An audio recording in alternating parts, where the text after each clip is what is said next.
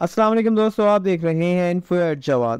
Australia میں سن 1840 سے 1860 کے دور میں چند پالتو خرگوش اور پالتو اونٹوں کو غلطی سے جنگلی ماحول میں آزادانہ چھوڑ دیا گیا۔ ان پالتو خرگوشوں اور اونٹوں کو آزادانہ چھوڑنے کے بھیانک نتائج سامنے آنا شروع ہو چکے ہیں۔ یہ حقیر سمجھے جانے والا مسئلہ آج آسٹریلیا کے لیے بڑے مسائل کی شکل اختیار کر چکا ہے۔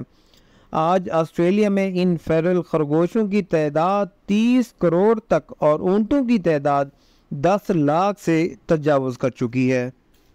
یہ خالص جنگلی جانور تو ہے نہیں، ان دونوں فیرل جانوروں نے آسٹریلیا کی نباتات کا ستیہ ناش کر دیا ہے۔ یہ ہر کھانے کے لائق جڑی بوٹی پودے درخت کو کھاتے جا رہے ہیں اور اپنی تعداد بڑھاتے جا رہے ہیں۔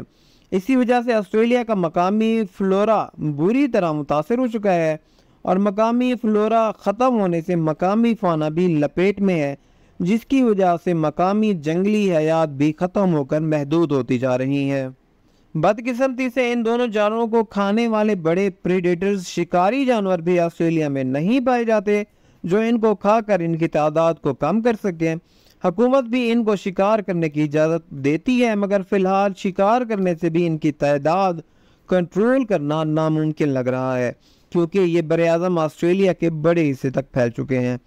آسٹریلیا کا حیاتیاتی تنوع یعنی بائیو ڈائیورسٹی ان دونوں جانوروں کی وجہ سے بھاری نقصان اٹھایا جا رہا ہے اور ان کو جنگلی ماحول میں چھوڑنے کی کوتاہی کا انسان ذمہ دار ہے۔